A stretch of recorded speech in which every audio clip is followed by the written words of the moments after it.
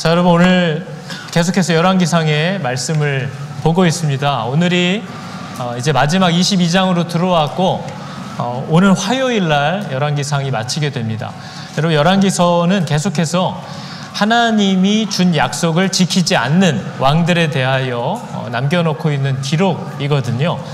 그래서 비장하게 들으시기 바랍니다.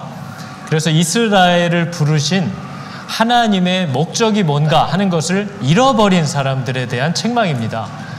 여러분, 하나님께서 이스라엘을 애굽에서 불러내실 때 거기는 이미 죽은 땅이고 죽을 날만 기다려야 하는 소망 없는 사망과도 같은 곳에서 하나님 이스라엘을 은혜로 불러내셨거든요.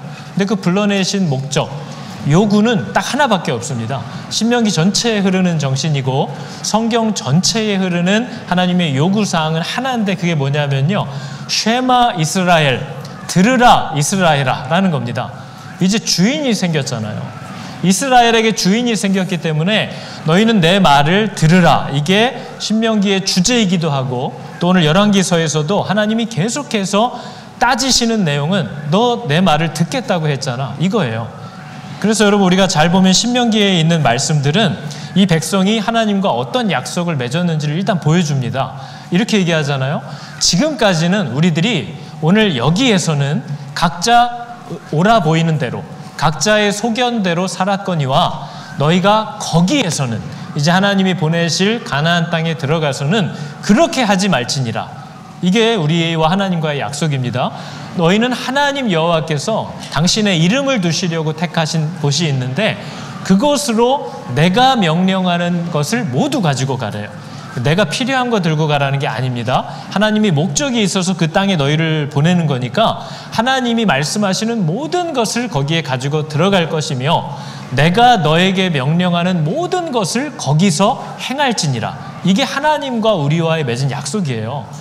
그래서 여러분 성도라고 하는 사람들은요, 이 세상에 보냄을 받은 이유가 내가 필요한 것 따라서 사는 사람들이 아니고 하나님이 우리에게 명하신 것을 다 들고 이 세상을 살아가면서 우리가 예전에 행했던 대로 내 소견에 옳은 대로 더 이상 이젠 살지 않고 하나님이 이 땅에서 내게 명령하는 모든 것을 순종하고 행하기로 한 것이 성도의 삶입니다. 그래서 여러분 우리가 맨날 그런 거 싫어하잖아요. 전도할 때 당신은 죄인입니다. 그럼 뭘 내가 죄인이야, 너보단 잘 살았다, 뭐 이런 얘기 하잖아요. 그런 얘기를 하는 게 아니잖아요. 우리가 옛날엔 그렇게 살았지만 이제 하나님의 은혜로 생명을 받은 다음에 우리가 보냄을 받은 이제 그 자리에서는 너 그렇게 살지 말고 하나님이 명하신 것, 하나님과 약속 맺은 것, 또 내가 너에게 요구하는 그대로만 거기서 이제 살아야 된다. 그 약속을 받았는데 오늘날 성도들이 나의 가나안이라고 할 수 있는 여러분의 가정에서 여러분께 부탁하신 백성들과 하나님의 법과 하나님의 방법대로 살고 계시느냐 묻는다면 여러분은 죄인이겠죠. 저는 죄인이겠죠. 바로 그 죄를 얘기하는 겁니다. 너 나랑 약속했잖아. 예전에는 네 맘대로 살았지만 이제는 내가 명하는 것을 다 들고 그 땅에 들어가서는 내 명령을 따라 행하기로 나와 맺은 약속을 지키고 있냐 안 지키고 있냐, 이거를 물어봤을 때 누구도 지키고 있습니다라고 얘기하기 힘든 거죠. 성경은 바로 그 죄를 얘기하는 겁니다. 특히나 열왕기는 왕들에게 너 나랑 약속 맺은 거 어떻게 하고 있니? 불안해서요. 불안해서 저 나라랑도 좀 잘 친해두면 나중에 어려운 일 만났을 때 도움이 되잖아요. 하나님이 뭐래요? 내가 도와준다고 했잖아. 내 방법대로만 살면 지켜주겠다고 했잖아. 너 왜 약속을 또 안 믿냐? 이 논란이에요. 이게 열왕기만이 아니라 성경 전체에 흐르는 하나님과의 실갱이고 오늘날 우리들도 여전히 하나님과 부딪히는 내용이에요. 오늘 여러분 아합이 보여주는 태도가 오늘날 성도라고 하는 저와 여러분들의 모습과 되게 비슷한 겁니다. 아합이 오늘 미가야에게 뭘 물어봐요? 미가야야, 우리가 길르앗 라못으로 이제 싸우러 갈 건데 가서 싸우러 갈까 말까, 이걸 물어보고 있어요. 아합이 싸우러 가기로 정했어요, 안 정했어요? 이미 정했어요. 여호사밧이랑 같이 가려고 해요. 근데 물어봐야 한다니까 마지못해 물어보는 거예요. 근데 물어보는 내용도 뭐예요? 여기로 가서 싸우면 좋겠냐 안 좋겠냐, 이거 물어보고 있는 거예요. 싸움을 해야 되냐 말아야 되냐도 묻지 않아요. 심지어는 싸워야 되는지 말아야 되는지도 묻지 않아요. 싸우는 것 이외에 하나님이 명하신 다른 일들이 있냐도 궁금해하지 않아요. 우리의 질문도 항상 뭐예요? 아, 내가 호주로 갈까 말까? 이 남자인가? 아닌가? 그죠? 왼쪽일까? 오른쪽일까? 직장을 옮길까? 말까? 이런 것만 물어봐요. 뭐예요?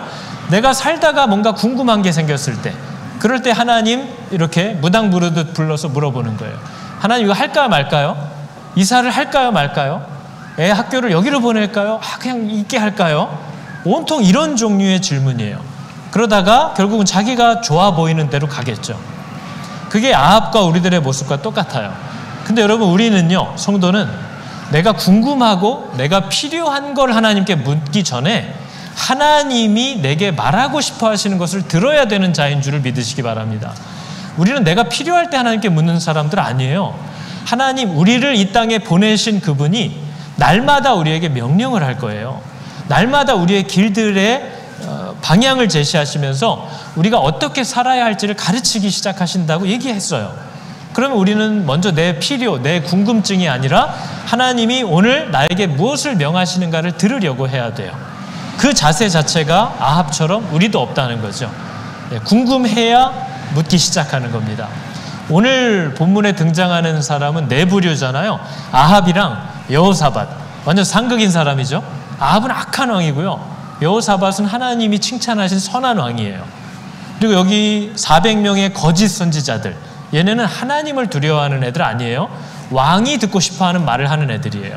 그리고 미가야, 이 사람은 누구예요? 왕이 뭐라고 하든 진짜 왕이 하시는 말을 전하려고 하는 사람이에요.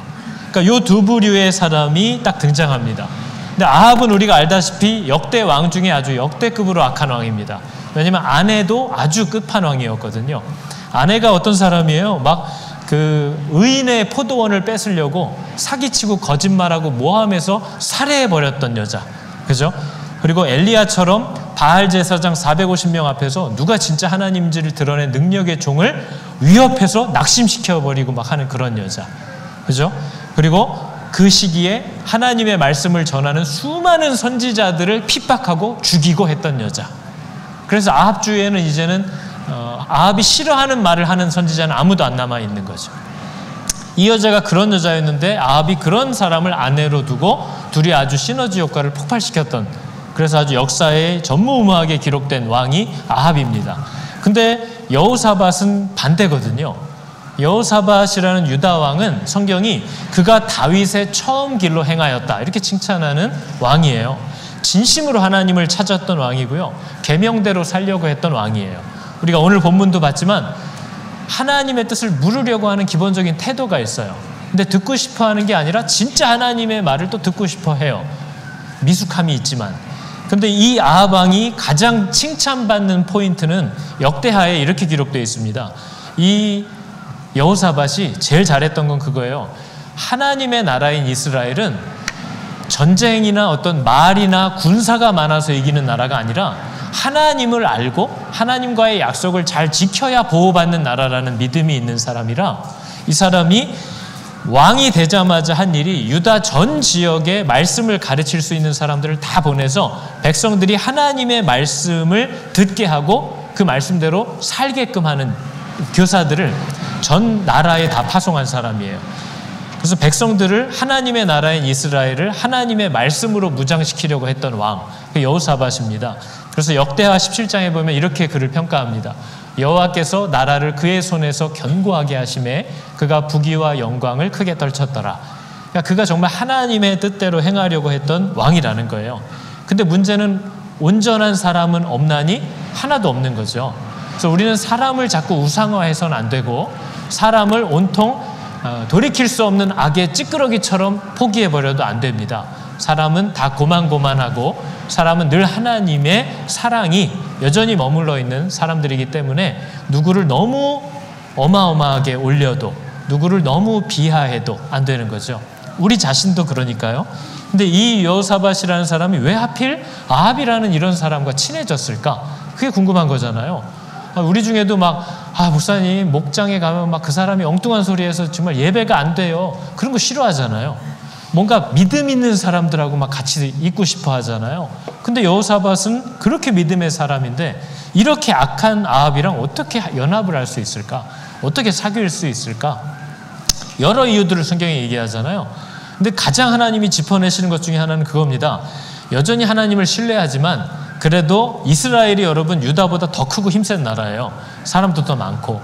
그러니까 이스라엘과 그래도 연결을 잘 해놓으면 경제적으로도 또 나라를 지키는 거에도 도움이 된다라는 것을 여호사밧도 알고 있어요. 그죠? 더군다나 거기에 좋은 구실은 뭐예요? 얘네는 하나님 모르는 나라가 아니라 하나님을 떠나 있지만 구색은 갖추고 있는 형제예요. 형제 나라잖아요. 그러니까 형제가 서로 하나 되고 사랑하는 건 하나님이 원하시는 거 아닐까? 상식이잖아요. 상식. 근데 중요한 건 여전히 살아계셔서 우리에게 말씀하시는 하나님께 묻지 않는다는 거죠. 당연히 잘못한 사람 용서하는 거 그거 하나님이 원하는 거 아니야? 이런 식으로 자기가 하나님처럼 결론을 내려버려요. 근데 여러분 저희들이 가장 조심해야 되는 건 하나님은 돌아가신 분이 아니어서요. 하나님이 남기신 유언장을 들고 신앙생활을 하는 사람들이 아닙니다. 우리는. 그래서 성도가 제일 조심해야 되는 건 어제 내 삶에서 역사하신 하나님의 모습, 그 경험했던 사건을 우상처럼 마음에 가지고 앞으로 비슷한 일만 일어나면 그거 이렇게 하면 돼. 그거 예전에 하나님이 이렇게 해주셨어 라고 더 이상 살아계신 하나님께 또 묻지 않고 내 경험, 물론 하나님이 하신 거지만 그때의 경험을 성경처럼 가져와서 앞으로 일어날 모든 사건에 똑같이 적용시켜버리는 거. 그게 우상숭배입니다. 어제 하나님이 이렇게 얘기하셨고 이렇게 역사했어도 오늘 그 비슷한 일이 일어났더라도 다시 오늘의 하나님께 이걸 또 물어야 되는 거죠. 그게 하나님이 원하시는 바른 관계예요.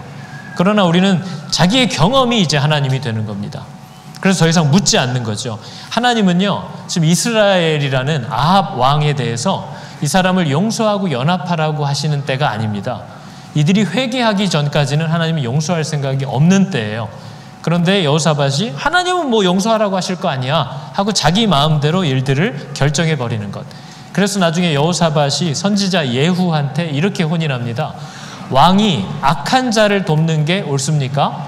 왕이 여호와를 미워하는 자를 사랑하는 것이 옳습니까? 그러므로 여호와께서 진노하심이, 그분의 진노가 왕에게 임할 것입니다. 이거 심판을 선고하는 거죠.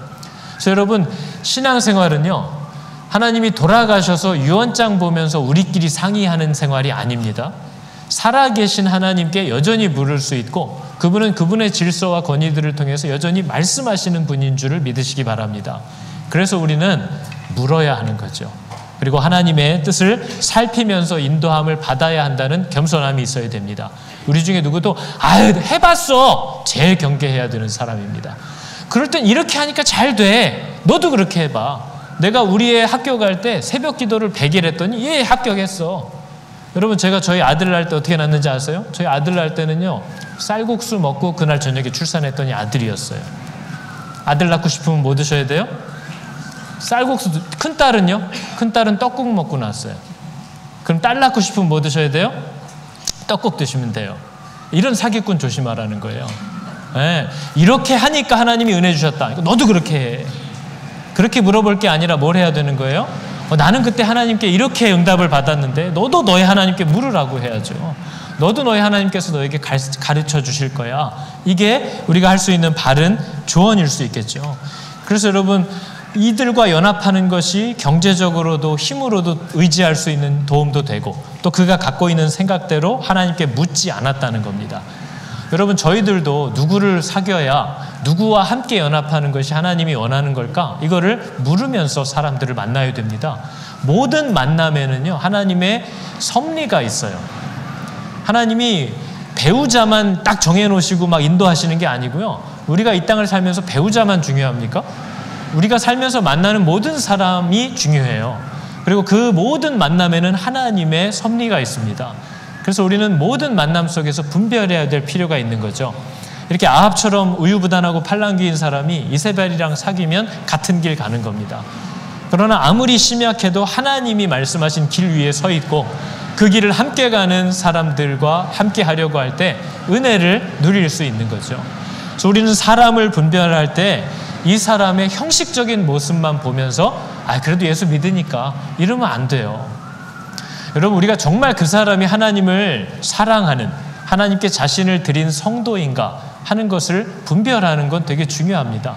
그리고 내 자신이 그런 자인가를 늘 살피는 것도 되게 중요한 거죠. 우리가 이렇게 살다 보면요, 그냥 신앙의 구색만 갖추고 살아가는 사람들을 얼마나 많이 보는지 몰라요. 그게 아합과 같은 사람이에요. 여러분, 우리는 아합이 악한 왕이라는 결론을 듣고 보니까 지금 이놈 하는 짓마다 하여튼 이거 봐라 이렇게 보이잖아요. 근데 여호사밧처럼 그 사람 옆에서 같이 있다 보면 이 사람이 정말 믿는 자인지 아닌지 알기 어려울 때가 얼마나 많은지 몰라요. 아합도 겉으로 볼 때는요, 선지자 400명이나 옆에다가 놓고 월급 주면서 무슨 일이 있을 때마다 하나님의 뜻을 묻는 그런 독실한 크리스천처럼 보여요. 우리 가운데 하나님의 뜻대로 안 살면서도 꼭 중요한 일 있으면 꼭 새벽 기도 하시는 분 있고요, 꼭 말씀 통독한다고 하시는 분들이 있어요. 근데 그때를 위해서인 거죠. 근데 그 사람이 하나님께 자신을 드린 사람이냐? 아닌 경우도 있는 거죠.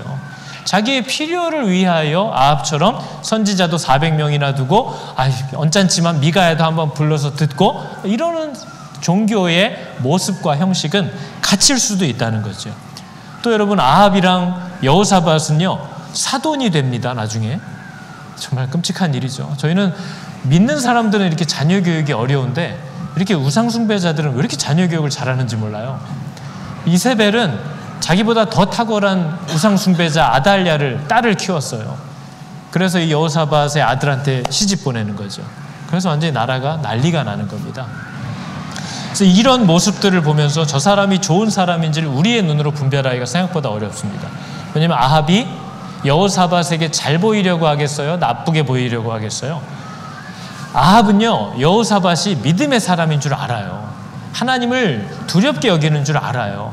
그래서 여호사밧도 아합도 여호사밧의 그 모습을 비슷한 척 맞춰가는 모습을 우리가 계속 보는 겁니다. 물어야 된다니까 선지자도 불러다가 물어보기도 하고, 여호사밧이 이게 다예요? 제가 여기에 좋은 선지자가 있다고 한 명 들었는데 이가야? 그러면서 불러서 그럼 듣자는 거예요. 예배도 같이 가요. 말씀도 들어요. 겉으로 보면 잘하는 것 같죠? 또 성경에 보면 아합이 여호사밧에게 얼마나 극진했는지 몰라요. 아합이 그와 종들을 위하여, 여호사밧의 종들을 위하여 양과 소를 많이 잡고 함께 가서 우리 길르앗 나못을 치자. 하나님이 우리에게 주셨던, 그러나 빼앗겼던 그 땅을 우리 형제가 연합하여 함께 주 안에서 쟁취하자. 얼마나 아름다운 모습이에요. 그러나 우리는 알잖아요. 저 사람의 중심이 하나님께 있어요, 없어요? 없어요. 그러나 겉으로는 늘 주를 위하여, 교회를 위하여, 하나님이 약속하신 그 복음을 위하여 라고 얘기하지만 저 사람은 하나님을 두려워하지 않는 사람입니다. 이런 사람들이 우리 가운데도 있다는 거예요. 어떻게 분별하냐 하는 거죠. 저희가 지난 금요일도 청년들 이성교제에 대한 주제로 토론을 하면서 청년들에게도 얘기를 했거든요. 나한테 잘해주는 사람, 이 남자가, 이 여자가 나한테 얼마나 잘해주냐를 보지 말라는 거예요. 아니, 이미 마음이 거기 흘러가서 잘해주려고 작정을 했는데 못해주는 사람이 어디 있습니까? 다 잘해주지. 집에서는 아주 부모한테 죽일 놈인데 여자친구한테는 또 그렇게 잘할 수 있잖아요. 그죠? 그걸로 알 수가 없어요. 우리가 그 사람이 정말 어떠한 사람인가를 알 수 있는 좋은 기준 중에 하나는 그 사람이 하나님을 대하는 태도를 보면 압니다. 그 사람이 신앙이 없는 건 말할 것도 없어요.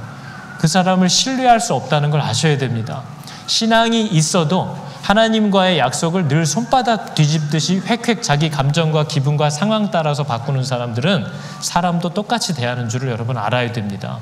그래서 청년들은 사람들을 교제하고 배우자를 찾을 때에 그 사람이 자기가 사랑한다고 고백하는 하나님을 어떤 식으로 대하는지, 그분과 맺은 약속을 얼마나 무겁게 잘 지키려고 하는지를 보면 여러분이 지금은 좋아서 잘해주지만 나중에 여러분과 사랑하는 사람과의 관계도 여러분이 하나님 생각하는 거랑 비슷하게 될 거예요. 짜증나고 서운하고 이해 못하고. 그럴 때 하나님을 대하는 그 사람의 성숙한 모습이 바로 그 사람이 나와의 관계에서 나와의 마음이 씻고 나를 신뢰할 수가 없고 나를 이해할 수가 없을 때에도 나를 약속을 근거하여서 동일하게 대하는 그 신실함이 그렇게 나타난다는 거죠. 그래서 여러분, 사람한테, 자기가 좋아하는 사람한테 아무리 잘해도 자기가 믿는다고 하는 하나님과의 약속을 늘 손바닥 뒤집듯이 획획 뒤집는 사람은 결국 사람도 똑같이 대한다는 것을 아셔야 됩니다. 그래서 그 사람이 하나님을 대하는 태도를 봐야 돼요. 여호사밧은 아합이 자기를 대하는 태도를 볼 게 아니라 그가 하나님과의 어떤 관계를 맺어가고 있는지를 잘 살폈어야 되는 거죠. 두 사람 다 하나님께 물어요. 근데 아합은 완전히 다르죠. 자기의 목적을 위하여 묻습니다. 정치적인 자기의 주장을 백업해 줄 수 있는 정치적인 도구로 생각할 뿐이지 진짜 하나님이 뭘 원하시는 걸까를 사실 궁금해하지 않아요. 근데 여러분은 어떤가요? 우리는 어떤가요? 여러분, 우리의 인생은 어느덧 하나님이 우리를 부르신 부르심에서 떠났지 않았어요? 우리는 어떻게 하면 어디 가야 잘 먹고 사는지, 어떻게 해야 애를 잘 키우는지 이거밖에 없지 않아요? 어떻게 노력을 해야 몇 살쯤에는 그래도 집 한 채를 갖는지, 이게 우리의 원통 방향이지 않아요? 근데 하나님이 우리를 부르신 목적이 있다니까요. 성도는 그 부르심에 응답한 사람을 말하는 거예요. 그럼 이 사람은 정말 하나님 나를 어떻게 인도하시길 원합니까? 하나님, 제가 요즘 잘하고 있나요? 제가 지금 뭔가를 놓아야 할 게 있나요? 제가 뭔가를 힘있게 더 붙잡아야 될 게 있나요? 하나님, 제가 어떻게 해야 할까요? 이런 것들을 묻고 정말 궁금해해야 한다라는 거죠. 그리고 가장 중요한 건 하나님 가르쳐 주시면 저는 꼭 순종하고 싶어요. 이 진실된 마음이 내 안에 있느냐를 확인하는 건 너무 중요한 일입니다. 그러나 보듯이 아합은 그런 게 없어요. 그런 게 없지만 온갖 종교 구색은 다 갖춥니다. 저도 목사잖아요. 신앙생활을 하다 보면 하나님을 몰라요. 교회도 잘 안 와요. 그런데 꼭 그런 분들이 뭐예요? 가게 개업하면 예배 드려달라고 그러고요. 애기 돌잔치 하니까 와서 기도해달라고 그러고요. 뭐예요? 미신인 거죠. 뭔가 그래도 이렇게 하면 좋지 않을까? 이런 거일 뿐이지 그 사람이, 여러분, 결혼식을, 교회도 안 다니는 자식들의 결혼식을 아주 거룩해 보이는 옛날 고교회에서 목사를 불러다 놓고 예배를 드려서 결혼을 하면 걔네가 예수를 잘 믿게 되나요? 근데 그런 구색들은 엄청나게 돈을 쓰고 신경을 쓰는데 정작 자기가 하나님께로 돌이키는 일에는 관심이 없다는 겁니다. 아, 우리 애가 비록 결혼하고 또 하나님과 관계도 없고 뭐 마음도 없지만 왠지 교회에서 그냥 좋은 목사님 불러다가 예배 착 드리고 했더니 마음이 후련하고 그렇게 기쁠 수가 없어. 그 사람 정말 병든 거예요. 그렇게 자식이 영원히 죽는 거에 마음을 어려워하지도 않는다라는 게 그 사람이 이런 하나님과의 관계를 어떻게 이해하고 있는지를 보는 거죠. 미가야를 부르러 간 아합의 신하가요, 왕이 뭘 원하는지를 제일 잘 압니다. 뭐라고 얘기를 해요? 가자마자 미가야에게 분위기 알려주는 거죠. 지금 선지자들이 하나같이 다 왕에게 좋은 말만 한다. 좀 트렌드가 그렇다. 그러니까 괜히 쓸데없는 소리 하지 말고 부탁하건대 당신도 그들 중 한 사람처럼 왕이 듣고 싶어하는 말을 해라 라고 얘기하고 있어요. 그러니까 이게 뭐예요? 아합 밑에 있는 사람들은요, 자기 왕이 말로는 뭐 하나님께 묻자 하지만 결국 지 원하는 대로 하는 사람이라는 걸 이미 알고 있어요. 여러분들은 여러분의 부모님들이 만약에 예수 믿는 사람이었다면 내 부모님은 정말 하나님의 뜻대로 살고 싶어하는 사람이었다라고 평가가 됩니까? 아니면 맨날 교회는 다니고 뭐 봉사도 하고 바빴지만 우리 엄마는 정말 하나님 믿는 사람 아니었어 라고 여러분 머릿속에 남아있나요? 여러분의 자녀들은 여러분을 어떻게 얘기할 것 같습니까? 굉장히 중요한 거예요. 우리의 자녀들은요, 우리가 가르쳐준 대로 사는 게 아니에요. 자기들이 본 대로 사는 겁니다. 애들은 알아요. 우리 부모가 진짜 하나님을 두렵게 여기는지, 또 그분을 정말 죽기까지 따르고 싶어하는 사랑을 갖고 있는지, 그분의 약속이 자기와 우리들에게 복이라고 믿고 있는 부모인지 아닌지 아이들이 알아요. 그래서 말로는 이런 형태를 할 수 있지만 어디 가서 얘기하라 그러면 그냥 엄마는 아빠는 다 그걸 원하는 거야. 그러니까 괜히 이상한 짓 하지 마. 이렇게 되는 고백을 바로 아랫사람에게 아합이 듣고 있다는 걸 우리가 알아야 되는 거죠. 그래서 여러분, 신앙이라는 건요, 내가 궁금할 때만 묻는 게 아닙니다. 신앙은 내가 뭔가 길이 막혀서 답답할 때만 물어보는 게 신앙이 아니에요. 신앙은 항상 물어야 하는 겁니다. 왜냐하면 신앙은 주인이 생겼기 때문이에요. 주인이 생겼다는 것을 깨닫고 그걸 받아들인 게 신앙입니다. 그게 믿음이에요. 그래서 우리는 늘 물어야 되는 거예요. 왜냐하면 그 주인의 뜻대로 내가 이 땅을 살기로 했으니까. 주인의 뜻대로 나는 수종들기로 한 거기 때문에 내 마음대로 살다가 뭐가 답답하고 막히고 필요하면 어이 불러가지고 이거 어떻게 할 거예요? 물어보는 존재가 아니고요. 늘 일어나면 주인 앞에 가서 하나님, 내가 이 하루를 하나님이 맡겨주신 자리와 상황과 사건 속에서 내가 지금 어떻게 살아가야 할까요를 주인에게 가서 묻고 들으려고 서 있는 자들이어야 돼요. 그게 성도인 줄을 여러분 믿으시기 바랍니다. 그 모습이 우리에게 없다는 거예요. 아무것도 없다는 거예요. 그게 열왕기서가 고발하려는 내용입니다. 쉐마 이스라엘, 이스라엘아 들으라. 근데 뭐예요? 아무도 안 들어요. 그리고 뭐만 해요? 지 맘대로 살다가 궁금한 것만 와서 자꾸 물어봐요. 이렇게 하면 돼요? 안 도와주실 거예요? 이러다가 도와주면 또 지 맘대로 살아요. 그러면 하나님이 이제 때를 계속 기다리는 거죠. 너 그렇게 살면 안 된다. 너 나와 맺은 약속대로 가지 않는다. 하나님은 오래 참습니다. 그러나 확실히 심판하는 분인 줄을 우리가 알아야 됩니다. 그걸 두려워할 줄 아는 걸 우리가 믿음이라고 하는 거죠. 그래서 여러분 신앙이라는 걸 항상 묻는 거예요. 그러면 항상 물어봅니다. 애들이 목사님 어떻게 항상 물어요? 어떻게 항상 하나님이 생각나요? 근데 여러분 하나님이 정말 생각나는 거 힘들죠? 뭐 할 때마다 하나님 생각하는 거 힘들죠? 근데 이 어려운 걸 저희가 하고 삽니다. 우리는요 세상은 항상 생각해요. 사람들 눈치는요 항상 봅니다. 우리가 뭘 하든지 간에 내가 이렇게 하면 사람들이 뭐라고 할까? 내가 이런 직업 가지면 사람들이 또 뭐라고 할까? 내가 이렇게 행동하고 이런 식으로 말했을 때 또 애들이 뭐라고 그럴까? 우리는 뭘 하든지 간에 항상 사람을 생각해요. 남들의 시선은 늘 생각합니다. 옷을 입을 때도 그죠? 사람이 생각나요. 그 사람이 이게 짝퉁인데 볼라나 알라나 뭐예요? 남이 계속 생각나요. 남들은 다 뭐 하나씩 들고 다니는데 나만 없으면 그거 쫙 너무 민망하지 않나? 아침에 나올 때도 머리가 내 맘대로 잘 안 됐어요. 그럼 뭐예요? 안 가. 왜? 뭐 때문에요? 다른 사람이 볼 게 계속 생각나는 거죠. 그러니까 우리는 무슨 결정을 하든지 이미 세상의 눈치는 계속 보고 살고 있어요. 하나님은 그 대상만 나로 바꾸라는 거예요. 사람은 정말 중요하게 여기는 것을 항상 떠올리는 걸 능히 할 수 있는 존재입니다. 이미 그렇게 살고 있으니까요. 다른 사람의 시선, 세상의 평가, 이거는 늘 생각하면서 결정합니다. 뭘 하든지 간에. 목사가 좋은 차를 살 때 뭐가 생각날까요? 이거 사면 사람들이 뭐라고 하지 않을까? 생각나겠죠? 그래서 로또 맞으면 사람들이 다 고민이 깊어지거든요. 로또를 맞아서 돈이 생겨도 내 마음대로 못 써. 왜요? 저 남들이 알면 이거 복잡해질 텐데. 항상 생각이 나는 거죠. 근데 하나님이 나를 알면 매사에 하나님을 의식하는 게 가능하다라는 사실을 가르쳐 줍니다. 그래서 여러분 호세아서를 보면요, 하나님이 너희들 제발 이렇게 해라. 뭘 하래요? 나를 알라는 거예요. 힘써 나를 알라는 거예요. 이 백성이 나를 아는 지식이 없으므로 망하는도다. 이렇게 얘기를 해요. 여러분 사람은요, 자기가 볼 때 자기에게 도움이 된다고 생각하는 것을 반드시 쫓아갑니다. 그 사람이 하나님이 그렇게 디자인하신 거예요. 사람이 왜 죄를 지어요?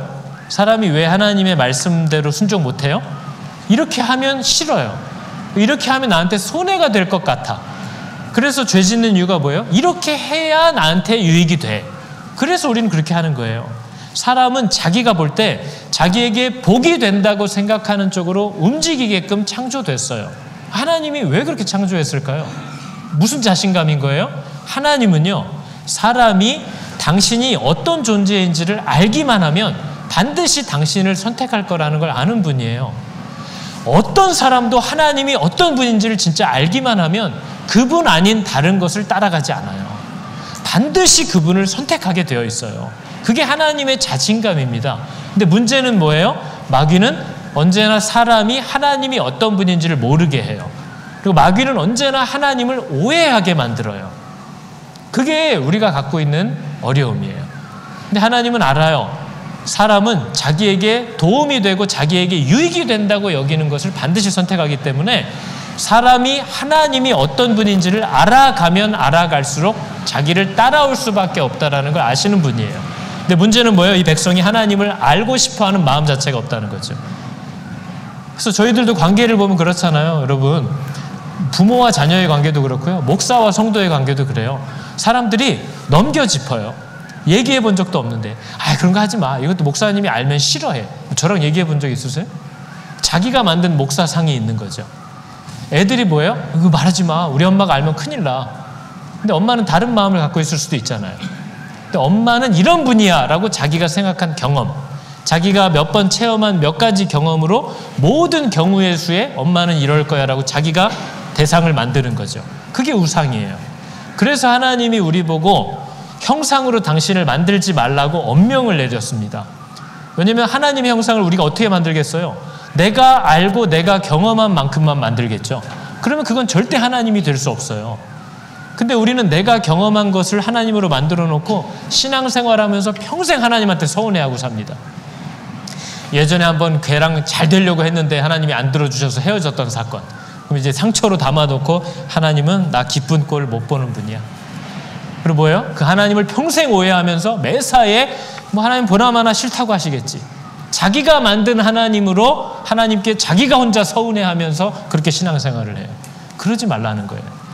너희는 여호와를 알라. 힘써 여호와를 알라. 그분의 광대하심은 아침마다 새롭고 늘 새로워서 사람이 이 땅에서의 평생은 어림도 없고요.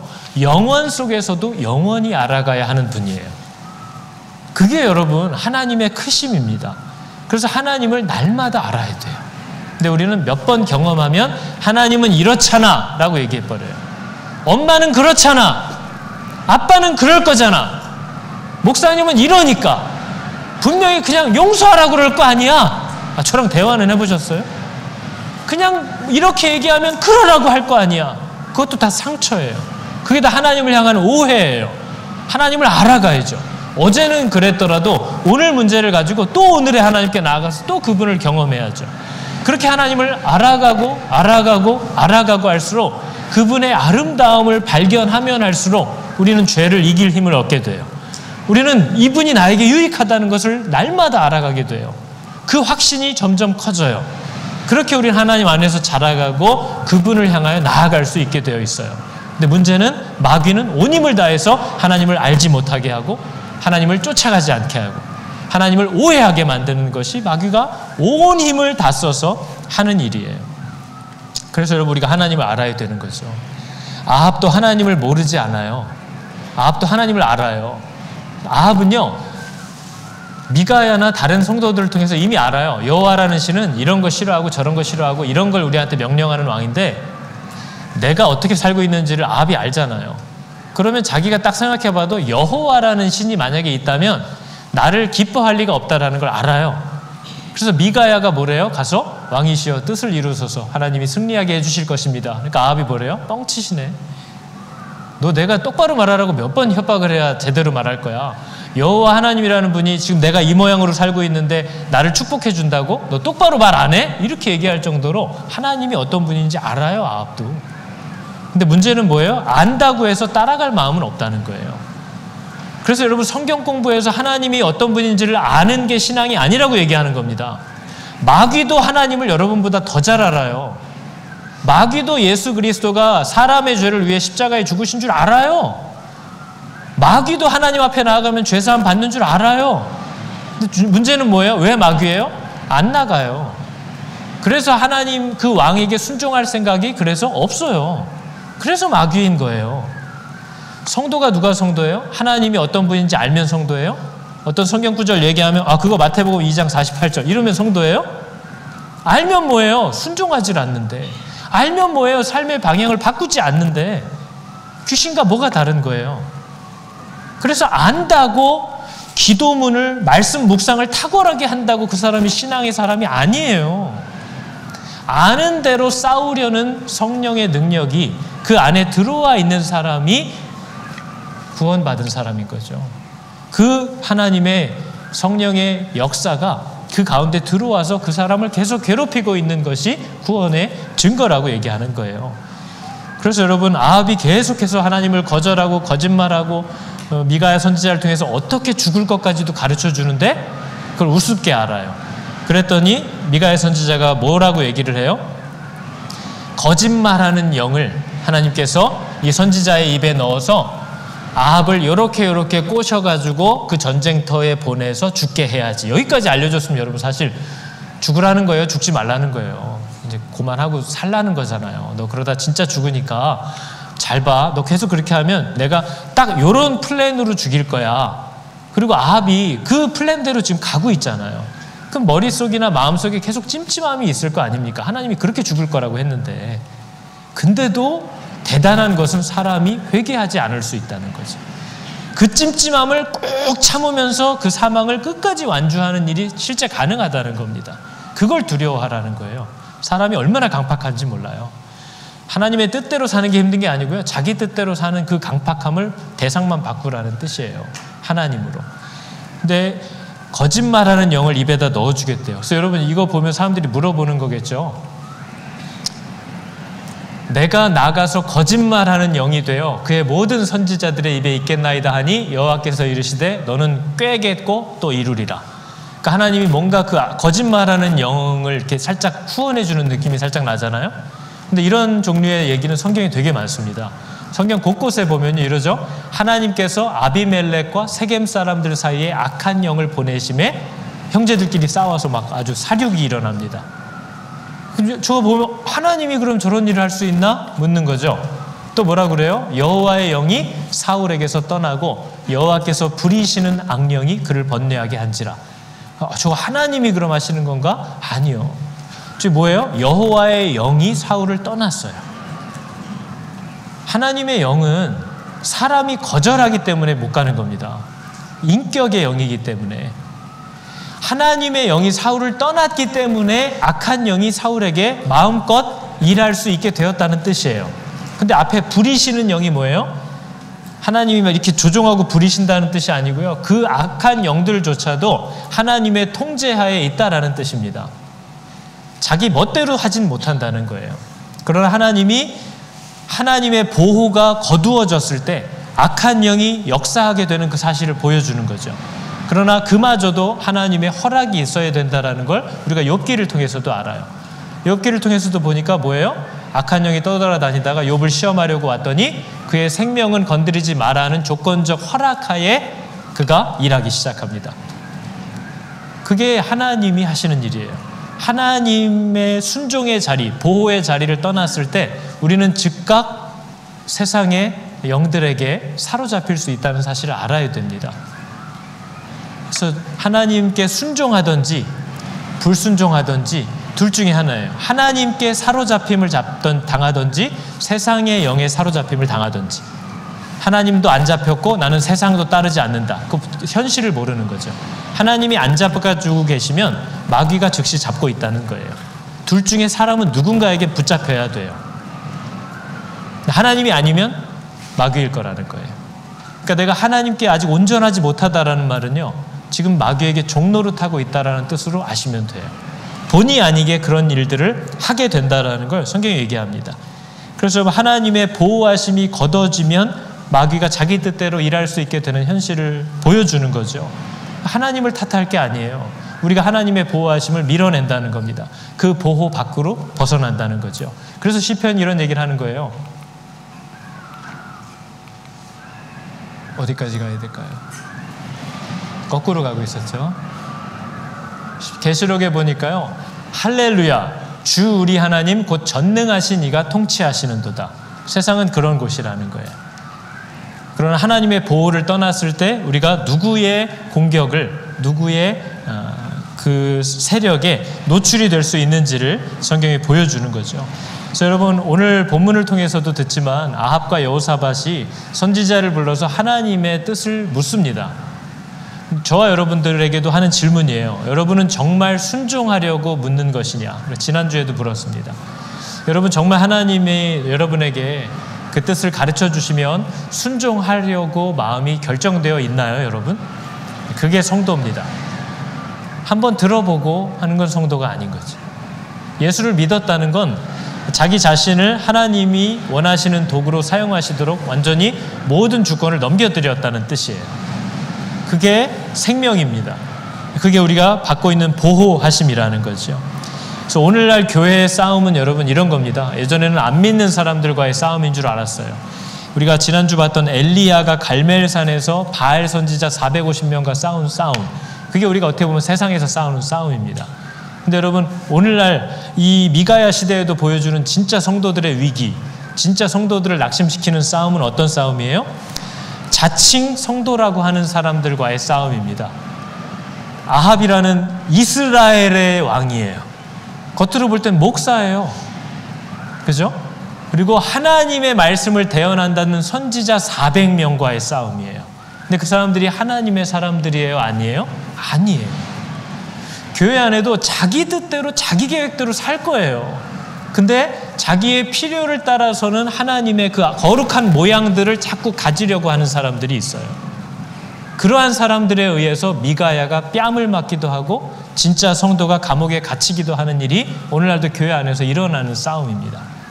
자기 욕심을 가지고 교회에서 일들을 하려고 하는 사람들, 자기가 옳다고 여기는 대로 교회를 이끌어 가려고 하는 사람들에 의해서 진짜 교회 안에 성도들이 뺨을 맞기도 하고 수치를 당하기도 하고 고생의 떡과 눈물을 흘리면서 신앙생활을 해야 되는 일이 우리가 만나는 현실이에요.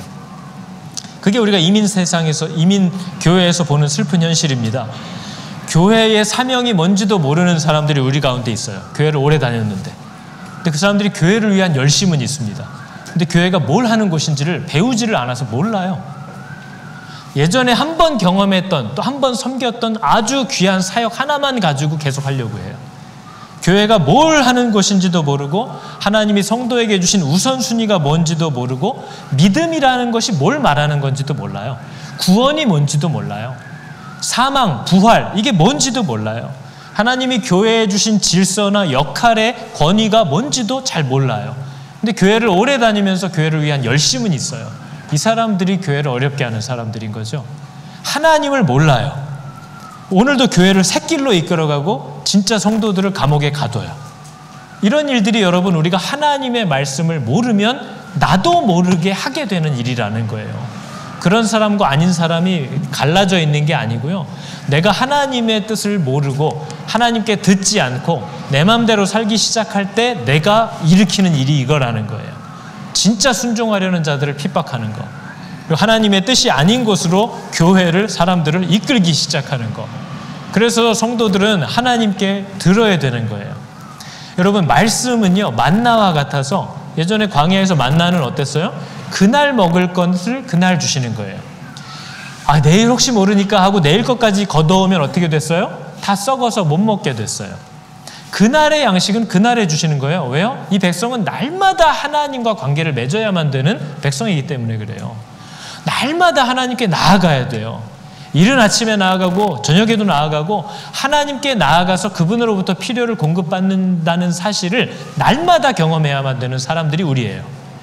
그래서 하나님은 우리에게 오늘 필요한 말씀을 오늘 주시는 분입니다. 어제의 말씀으로 오늘 배두드리고 있다가는 큰일 당하는 거예요. 그래서 우리는 하나님 앞에 날마다 나아가서 그분이 주시는 걸 받아야 되는데 문제는 뭐예요? 우리에게 뭐가 필요한지를 아시는 분은 하나님이에요. 근데 우리는 말씀을 펴면 뭐예요? 이게 뭐야? 이런 얘기를 왜, 나랑 내 상황과 아무 상관도 없는 얘기인데, 아, 지루해. 재미없어. 하고 그냥 넘겨버려요. 근데 여러분, 우리가 뭘 먹어야 되는지는 내가 하는 게 아니라 하나님이 아세요. 하나님이 내게 뭔가를 오늘 말씀하신다면 그게 내가 비록 지금 이해가 안 돼도 그걸 잘 받아서 간직해야 됩니다. 그러지 않으면 나를 모든 유혹과 전쟁에서 지켜줄 힘이 없어요. 마리아가 아기 예수에 대한 예언을 들었을 때에 이게 무슨 얘기를 하는지 이해를 못했다고 해요. 근데 마리아의 태도가 어땠어요? 그 말을 마음에 간직해뒀다고 얘기합니다. 나중에 알았겠죠. 우리는 날마다 하나님 앞에 나아가서 이게 비록 말씀이 이해가 되든지 안 되든지 지루하든지 내 상황과 맞든지 안 맞든지 하나님이 내게 말씀하시는 것을 귀히 받으려고 해야 됩니다. 왜냐하면 그것을 주시는 분이 내게 뭐가 필요한지를 정말 아시기 때문이에요. 그래서 왜 용서하라는 얘기를 요즘처럼 이렇게 화평하고 그냥 관계도 좋고 다 즐거운데 왜 자꾸 이런 얘기가 나오지? 오늘 말씀은 나랑 상관없네. 근데 하나님은 내 삶에 장차 어떤 일이 일어날지를 아시는 분이에요. 그리고 그 말씀을 내게 미리 주실 수도 있는 분인 거죠. 그래서 우리는 모든 말씀을 두렵고 떨림으로 감사함으로 받아야 되는 줄을 여러분 믿으시기 바랍니다. 구약 성경 시작하면은 너무 길어서 지루해요 얘기하고, 신약 성경 시작하면 너무 심오해서 무슨 뜻인지 몰라서 못 읽겠어요. 그게 뭐예요? 구약 읽자 그러면 신약 그립다 그러고, 신약 시작하면 그래도 스토리가 더 쉬웠네 이러고 있고, 결론은 뭐예요? 안 읽겠다는 거잖아요. 그래서 하나님의 말씀 앞에 서면 내가 이해해야만 힘이 되는 게 아니라 그 말씀이 내게 역사하시는 줄을 믿으시기 바랍니다. 정말 말씀이 시골에서 한글도 못 배운 할머니에게도 역사합니다. 그 사람이 이해할 수 있도록 일하시는 겸손한 하나님이신 줄을 여러분 아셔야 됩니다. 그래서 말씀 앞에서는 이 애씀을, 이 부르심을 여러분 꼭 기억하실 수 있기를 축복합니다. 우리 오늘 함께할 찬양은 예전에도 많이 했던 찬양인데요, 이 찬양의 가사 내용이 다음과 같은 겁니다.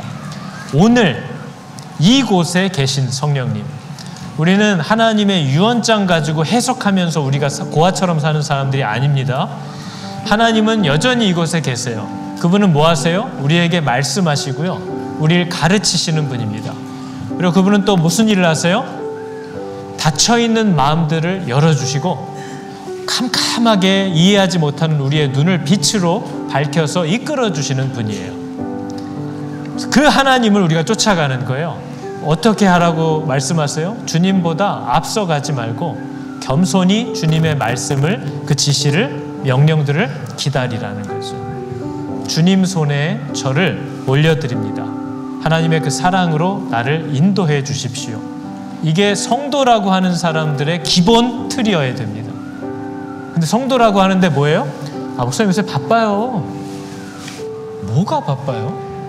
여러분이 뭐 하려고 부른 사람인데 도대체 뭐 때문에 바쁜 거예요? 하나님 왕에게 나아가서 들을 시간이 없을 만큼 바쁜 사명은 하나님이 주시는 일이 없습니다.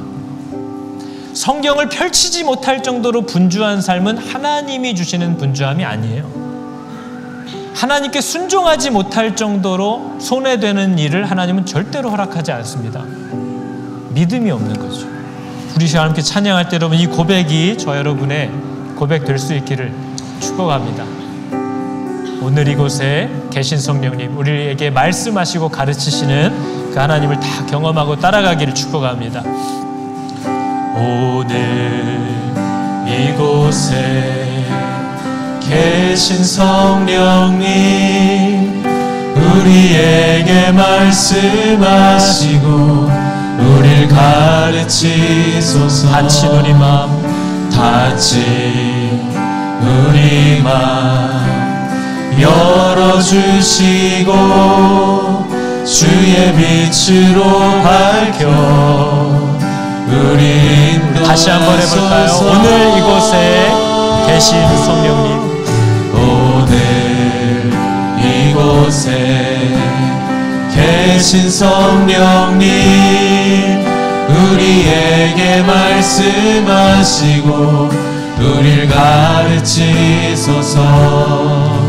닫힌 우리 마음 열어주시고 주의 빛으로 밝혀 우릴 인도하소서.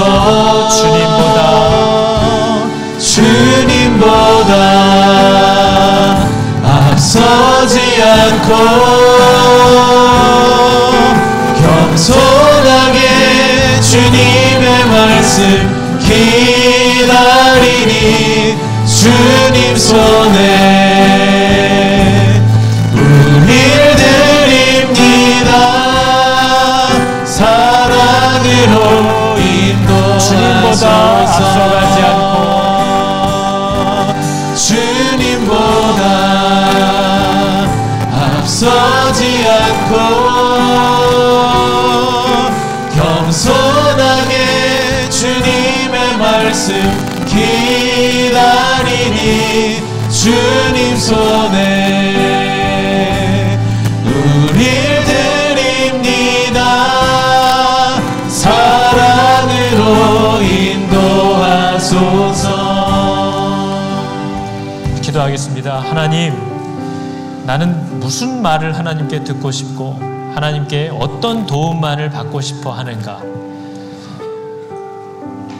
나는 내 인생 살다가 하나님의 도움이 필요한 자가 아니라 내 인생 자체가 빼앗겨 버렸던, 죽었던 자, 하나님의 은혜로 부르심을 받아서 들으라 이스라엘아 하신 나의 주인을 따라 살겠노라고 이 땅으로 보냄을 받은 자인데, 하나님, 이 부르심을 새까맣게 잊어버리고 세상과 똑같이 이때쯤엔 뭘 해야 되고 뭘 해야 세상에서 남들처럼 살 수 있을까만을 고민하는 악한 자리로 다시 돌아와 있음을 고백합니다.